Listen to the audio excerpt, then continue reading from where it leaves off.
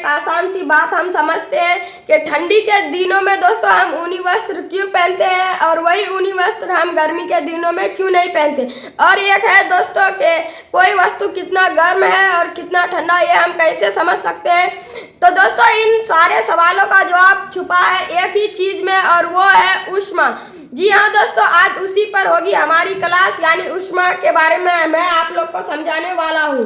तो दोस्तों ये चैप्टर है आपका क्लास 7 4 नंबर का फिजिक्स।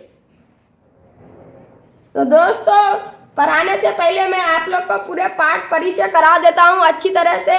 तो दोस्तों पहला है गर्म तथा ठंडा, ताप और मापन, प्रयोगशाला तापमापी, ऊष्मा का हस्तांतरण, सर्दियों तथा गर्मियों में हमारे वस्त्रों के प्रकार। तो दोस्तों आज हम बात करने वाले हैं ऊष्मा के बारे में कि ये क्या होता है, इसका अर्थ क्या है। तो दोस्तों अगर आपसे कोई पूछे कि ऊष्मा का अर्थ क्या होता है तो आप बता देना गर्मी। तो दोस्तों ऊष्मा का अर्थ है गर्मी। हमारा दूसरा पॉइंट है ऊष्मा ऊर्जा का एक रूप है जो ज्ञात कराता है कि कोई पदार्थ कितना गर्म है और वह कितना ठंडा है। तो दोस्तों ये हो गया। उसके बाद सर्दियों तथा सर्दी में गर्मी हमें आराम देती है जबकि गर्मी के दिनों में यह परेशान करता है। दोस्तों देखिए सर्दी में आपको ठंड लगता है, आप धूप में जाते हैं और गर्म हो जाते हैं, तो वो सर्दियों में गर्मी हमें आराम देती है जबकि यह गर्मी के दिनों में हमें परेशान करती है। और हो गया।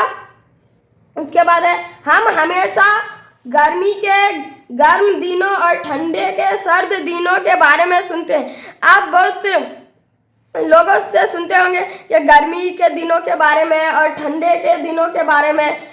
और उसके बाद है दोस्तों कोई वस्तु ऊष्मा अवशोषित करके गर्म हो जाती है। देखिए दोस्तों कोई वस्तु ऊष्मा को खींच के गर्म हो जाती है। और दोस्तों पवन से जो हमको ऊष्मा मिलता है, जो ऊर्जा है, वो हो गया हमारा पवन ऊर्जा। और सूर्य से जो ऊर्जा मिलता है वो हो गया क्या, सौर ऊर्जा।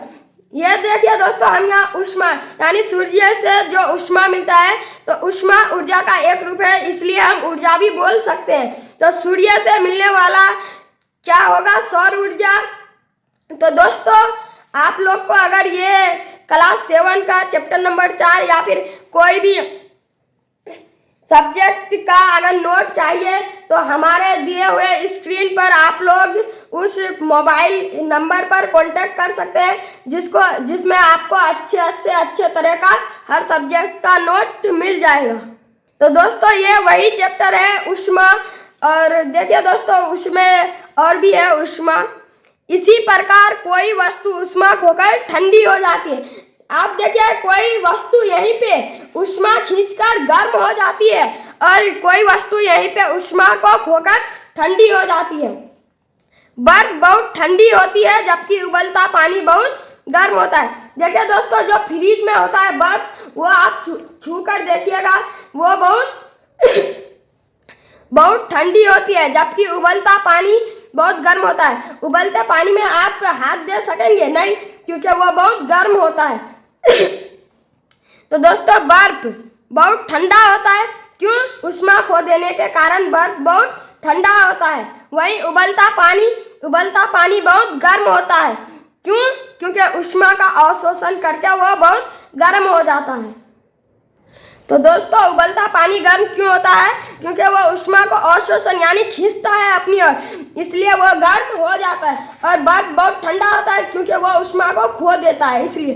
तो दोस्तों ये इन सारे सवालों को आप अगर नहीं याद कर सकते हैं तो मैं आप लोग को एक अच्छे माइंड ट्रिक बताने वाला हूँ, तो आप लोग जरूर उसको देखिए और समझिए कि क्या है। तो दोस्तों चलिए माइंड ट्रिक क्या है दोस्तों, ऊष्मा का माइंड ट्रिक। ऊष्मा को याद करने के लिए हम बहुत ही सरल आपको बता रहे हैं तरीका। तो ऊष्मा क्या है दोस्तों, पहले हम पढ़ चुके हैं कि क्या ऊष्मा क्या है, गर्मी है, यानी ऊष्मा गर्मी है। और क्या है ऊष्मा, देखिए दोस्तों ऊष्मा ऊर्जा का भी एक रूप है, ऊर्जा का एक रूप है। यह समझ गए कि ऊष्मा क्या है, इसका अर्थ क्या है और ये किसका रूप है। दोस्तों ऊष्मा ऊर्जा का एक रूप है और ऊष्मा गर्मी, यानी ऊष्मा का अर्थ है गर्मी। देख सकते हैं दोस्तों, मान लीजिए कि आप कहीं धूप में खड़े होकर है ठंड के दिनों में, तो आपको जो वो धूप आपको बहुत ही गर्म लगता है, वो भी एक प्रकार का ऊर्जा है जो आपको, देखिए ऊर्जा क्या है, ऊर्जा आपके अंदर एनर्जी लाता है, यानी ऊर्जा से आप कार्य करते हैं। और जो दोस्तों ऊष्मा भी एक प्रकार का ऊर्जा है, इसलिए हम इसको कह सकते हैं ऊष्मीय ऊर्जा, यानी ऊर्जा का एक रूप है ऊष्मा। तो ये हो गया क्या, ऊष्मीय ऊर्जा। तो दोस्तों माइंड ट्रिक, गर्म वस्तु है,